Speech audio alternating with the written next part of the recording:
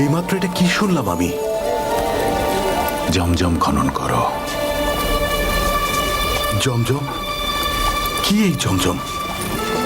এমন কূপ যা কখনোই শুকাবে না, যা অনবরত পথিকদের তৃষ্ণা মেটাবে।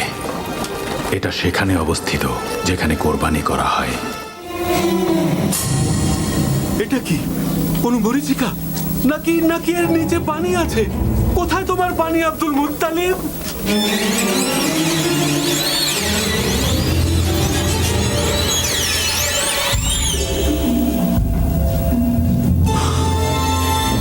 দয়া করুন, ছেড়ে দিন ওকে, ছেড়ে দিন ওকে। নিশ্চয়ই আল্লাহ তাআলা অন্য কোনো পথ দেখাবেন।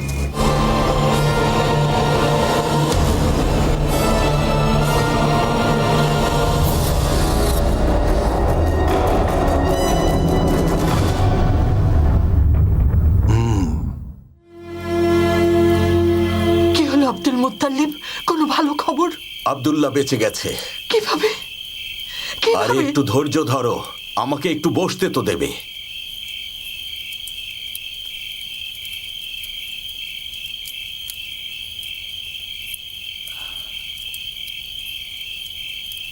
যখন আমি হিজাজে গিয়ে পৌঁছালাম, তিনি বললেন কি ক্ষতিপূরণ দিতে পারবেন? আমরা বললাম 10টা উট দিতে পারবো। তিনি বললেন আল্লাহ ইশারা না দেয়া পর্যন্ত উট ও পুত্রের মধ্যে লটারি করুন, উট পড়লে কোরবানি করুন। যত উট লাগে নিয়ে যান আব্দুল মুত্তালিব। আমার পুত্র আব্দুল্লাহকে বাঁচানোর জন্য হাশেমের বংশের সকল সম্পদ দেব, আর মোত্তালিব বংশের গুলোও দেব। প্রয়োজন হলে কুরাইশ বংশের সব সম্পদ দিয়ে দেব। কেনানা বংশের সম্পদও দেব। আল্লাহ সন্তুষ্ট না হওয়া পর্যন্ত উটের সংখ্যা বাড়বে।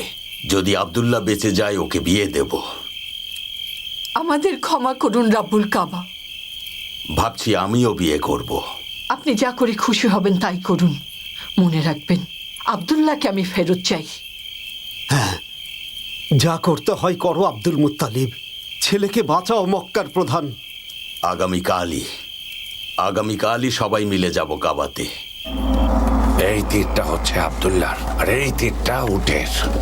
জলদি করো ভাই, তুমি আমার জুমাহ বংশের ভাই।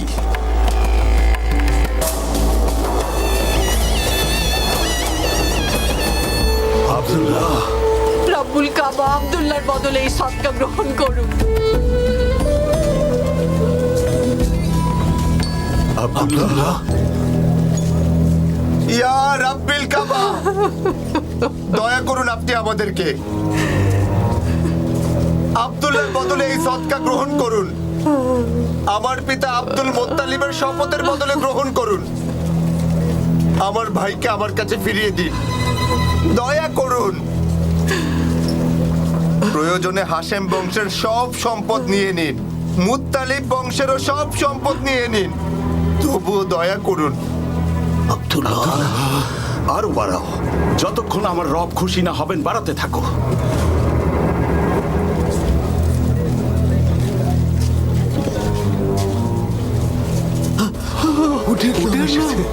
আল্লাহ তুমি অসীম দয়াময়। আল্লাহ তুমি অসীম দয়াময়। তোমার সহায় নেই, তুমি অসীম দয়াময়। ইয়া রাব্বিল কাবা, কুরাইশদের জন্য এক বিশাল সুখবর। হাশেম বংশের জন্য সুখবর। আব্দুল্লাহ বেঁচে গেছে। 100টা উট সদকা দেব। কাবার চারপাশে সবগুলো দরজার সামনে এবং পর্বত সমূহের সামনে কারো খাওয়ায় বাধা থাকবে না। না মানুষ, না কোনো জিন, না পাখি, না কোনো জন্তু। আল্লাহর নামে 100 উট সদকা দেব আমি। তোমার উন্নতি হোক আব্দুল মুত্তালিব। আব্দুল্লাহর উপর রহমত আছে, তার উপর আল্লাহর রহমত আছে। এটা আল্লাহরই উপহার। আল্লাহর নির্দেশেই আমি গরিব ধনী সকলকেই এই আহার করাচ্ছি। গরিব হোক আর ধনী, অথবা হোক কোনো পথিক। উপস্থিত কুরাইশগণ, উপস্থিত হাশেমের বংশ, আমি আমার পুত্র আব্দুল্লাহকে বিয়ে করাবো ওয়াহাবের কন্যা আমিনার সাথে। কাজ শেষ হলেই আমি রওনা দেব আরবের কাবার দিকে, এবং আরবের ওই কাবাকে আমি একেবারে ধ্বংস করে দেব, যেন ওরা আর সেখানে তীর্থে না যেতে পারে। তারপর আমি তীর্থযাত্রীদের আদেশ দেব যাতে নাজরানের শহীদদের স্মরণে তৈরি গির্জায় যেতে। প্রয়োজন হলে আমি বাধ্য করব ওদেরকে। যদি ওরা অস্বীকার করে, যদি আবার কাবা বানায়, তাহলে আমরা ওই কাবাকেও আবার ধ্বংস করে দেব। প্রয়োজনে হিজাজে আক্রমণ করব, যতক্ষণ না আমার সীমানা বাইজান্টাইন পর্যন্ত না পৌঁছায়, এবং আরববাসীদের আমি খ্রিস্টান হতে বাধ্য করব। বাইজেন্টাইন? সেটা তো বুঝলাম না। তুমি জানো না বাইজান্টাইনে কি হয়? বাইজান্টাইনের রাজারা চায় যে তাদের আশেপাশের সব, বিশেষ করে মধ্যপ্রদেশের সবাই খ্রিস্টান ধর্ম গ্রহণ করুক, আর এভাবেই হিন্দুস্তান নিরাপদ হয়ে যাবে পার্সিয়ান আর আরবীয় সমুদ্র এবং ভূমি থেকে। যদি একবার এটা হয়ে যায়, তাহলে হিন্দুস্তান আর চায়নাতে সওদা করতে আর কেউ বাধা দিতে পারবে না আমাদেরকে। সিল্ক, মশলা, হাতির দাঁত, লোবান সবকিছুই একদম হাতের মুঠোয় চলে আসবে। রাজা এটাই চায়। আমি তার স্বপ্ন আমার হাতেই পূরণ করতে চাই। এটাই এখন আমার জীবনের একমাত্র উদ্দেশ্য। কিন্তু ইথিওপিয়া আর সেখানকার রাজারা কি করবেন? সে আমার কি করবে? ইথিওপিয়ার রাজা আমার কি করতে পারবে বলো? আমি আব্রাহা, ইয়েমেনের রাজা, ভুলে যাচ্ছ তুমি? আর আমার সাথে রোমানরাও আছে। ওদের আর আমার ধর্ম এক। আমি আব্রাহা। আগে আমি দালিচ পোর্টে এক রোমান বণিকের কৃতদাস ছিলাম। আমি ওদেরই লোক। রোমান সাম্রাজ্য তো এটাই চায়। গির্জার কাজ তাড়াতাড়ি শেষ করো মাকসুদ। তারপর আরবীয়রা সানাই আমার গির্জায় আসবে। ধীরে ধীরে ওরা এখানে বাণিজ্য করবে। অনেক অনেক মানুষ আসবে, আর আমি ওদের রাজা হব, আব্রাহা। অবশ্যই হবে। আপনার স্বপ্ন দ্রুত সত্যি হবে।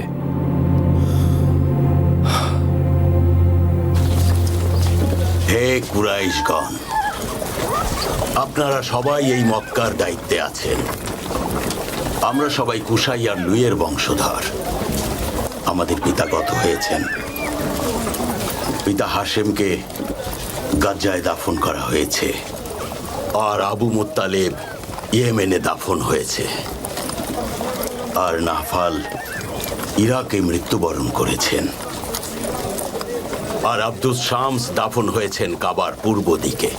আমাদের শেষ পরিণতিও যেন এমন হয় আব্দুল মুত্তালিব। আমরা কাবাকে মানি। আর আপনি আমাদের সর্দার আব্দুল মুত্তালিব। সবার ভালো হোক। এখানে আসা তীর্থযাত্রীদের খাবার ও পানি দেয়া এবং এখানকার মানুষদের অধিকার রক্ষা করা, সবার হক আদায় করা, এটাই আমাদের দায়িত্ব। কিন্তু আমার পিতা হাশেম যে রীতি চালু করেন তা আর আজকাল দেখা যাচ্ছে না। আমি আবার শুরু করতে চাই। কোন রীতির কথা বলছো আব্দুল মুত্তালিব? আমার পিতা হাশেম একবার কুরাইশ বংশের সকলকে তার বাড়িতে ডেকে বললেন, আমাদের মধ্যে এমন কিছু মানুষ আছে যারা তাদের সন্তান ও পরিবার নিয়ে প্রত্যন্ত অঞ্চলে যাচ্ছেন, নিজের ঘর বাড়ি সব ফেলে, আর সেখানেই ক্ষুধায় মারা যান, তবু কারো কাছে মাথা নত করেন না। কুরাইশ বংশে এমন হওয়াটা খুবই লজ্জাজনক। এমন ঘটনা কুরাইশ বংশে আবার ঘটুক, সেটা আমরা কেউই চাই না। কিন্তু আজ আবার সেই ঘটনার পুনরাবৃত্তি হচ্ছে, এবং সেটা শুধু কুরাইশ বংশের নয়, কিনানা বংশ এবং আহাবিস বংশেও। এর পেছনে আমি শুধু একটাই কারণ দেখতে পাই, তা হলো বীরত্বের অহংকার আর সম্মান হারানোর ভয়, আর কিছুই না। তাহলে কি সমাধান আছে কুরাইশ প্রধান? মাতরুদ আল কুজাই বলেছিলেন, ধনীরা তাদের সম্পদের অবশিষ্টাংশ গরিবদের দেবেন, যাতে কেউ ক্ষুধার্ত না থাকেন। পিতা হাশেমের এই সুন্নাত জারি করব আমি। কুরাইশ বংশের যারা ধনী আছেন তারা গরিবদের নিজের পরিবারের সদস্য করে নেবেন। এতে করে গরিবদের মান সম্মানেও কোনো রকমের আঘাত লাগবে না। আর মক্কার আশেপাশে যেসব গরিব কৃতদাসরা বাস করে, তাদের ব্যাপারে কি কোনো সমাধান আছে তোমার কাছে? ওদের মধ্যে কিছু মানুষ হজ করতে এসে থেকে যায়, আর অনেকেই ব্যবসা করতে এসে নিঃস্ব হয়। তারাও এখানেই থেকে যায় একা। তাদের কি হবে? যেসব গরিব মানুষদের এখানে নিজের কোনো পরিবার নেই, তারা কাবার সদকা দেয়া খাবার থেকে খেতে পারবেন, এবং কাবায় দান করা কাপড় থেকেই তাদের বস্ত্র পরিধান করার ব্যবস্থা করা হয়। হে কাবার প্রতিবেশী, আপনারা আরবের উদাহরণ। কৃতদাসদের কষ্ট দেবেন না। ভেবে দেখুন কুরাইশগণ, কৃতদাসদের পেটে ক্ষুধা থাকলে তারা রাগান্বিত হবে, এমনকি ওরা খুনও করে ফেলতে পারে। এসব তুমি কি বলছো? কি বলছো এসব? কি বলছো জাদান পুত্র? তোমরা তো সোনার থালায় খাও, সোনার পাত্রে পানি পান করো, তুমি এসব বলছো? আমাদের এই এলাকার মধ্যে তোমার মতো ধনী আর একটা আছে নাকি? উসাই আর হাশেমের মধ্যে যে রীতি চালু হয়েছিল, যা অনুসরণ করেছিল ভূমিপতি আবু মুত্তালিব, সেটা আমরা আবার চালু করব। আমি আমার বাড়ির সামনে চুলা জ্বালিয়ে হাঁড়ি বসিয়ে দেব, সেই চুলা নিভবে না। যারই প্রয়োজন হবে সেই আসতে পারে আমার এখানে। আমার দরজা থেকে কেউ ক্ষুধার্ত অবস্থায় ফিরবে না। আল্লাহ তোমার উপর সন্তুষ্ট হবেন। তোমরা সবাই কাবার লোক, কৃতদাস হোক বা হজ করতে আসা কোনো মুসাফির হোক, তাদের জন্য এই ভূমি উদাহরণ হবে। তাই পুরো আরবে তোমাদের দয়াশীলতা, আতিথেয়তা, সাহসিকতা সবকিছুর উদাহরণ হতে হবে। এটাই কথা। আপনি সত্য বলেছেন মক্কা প্রধান, সত্য বলেছেন।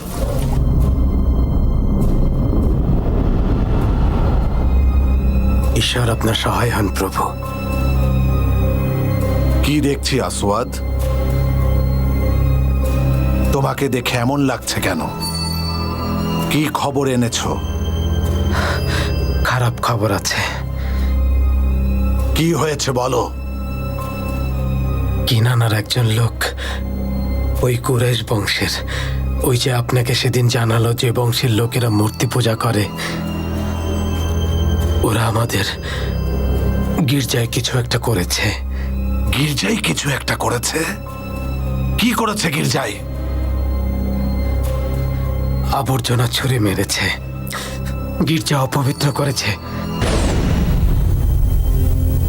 আমাদের হাতে মোক্ষম একটা সুযোগ চলে এসেছে। চিন্তা নেই আসওয়াদ, কোনো চিন্তা নেই আসওয়াদ। আল হিজাজে আক্রমণ করার জন্য এমন সুযোগই খুঁজছিলাম। এবার আমি ধ্বংস করে দেব আরবদের ওই কাবা।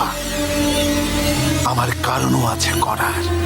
এমন সুযোগের অপেক্ষাতেই আমি এতদিন বসেছিলাম।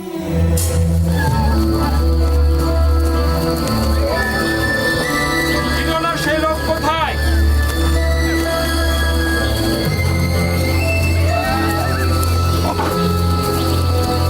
কোথায় তুমি কিরানি?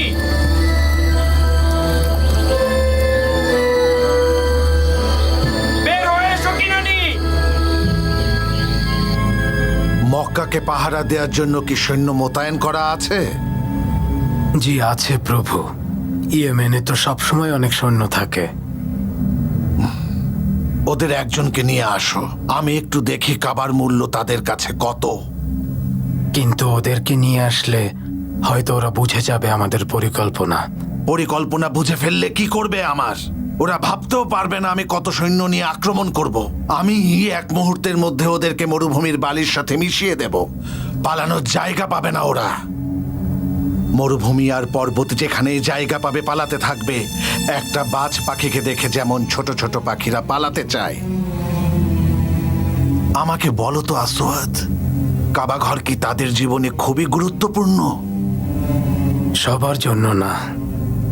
যেমন নাজরান থেকে কাবাতে আসা আল হারিতের বংশ, কারণ তারা খ্রিস্টান ধর্মের অনুসারী। এছাড়াও কিছু ইহুদি, কিছু ফাদাক, কিছু খাইবার আছে। খাতাম বংশেরও কিছু আছে। আমি যতদূর জানি খ্রিস্টান ধর্ম আরবের সকল বংশের মধ্যে ছড়িয়ে গেছে। তাহলে হঠাৎ কাবাকে এত গুরুত্ব দেয়া আর হজ করতে যাওয়ার মানে কি?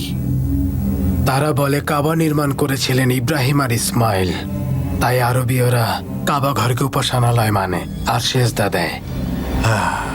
ঠিক কতটুকু ওরা মানে? কাবার জন্য ওরা জীবন দিতেও পারে প্রভু। তাহলে কোন কুরাইশ বণিককে ধরে নিয়ে আসো।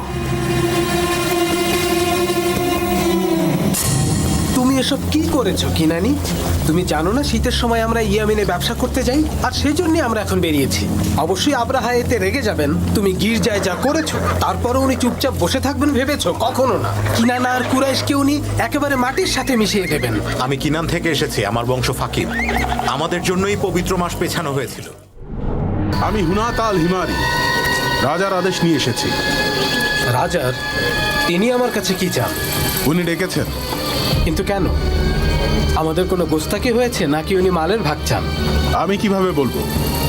নিজেই গিয়ে জেনে নাও।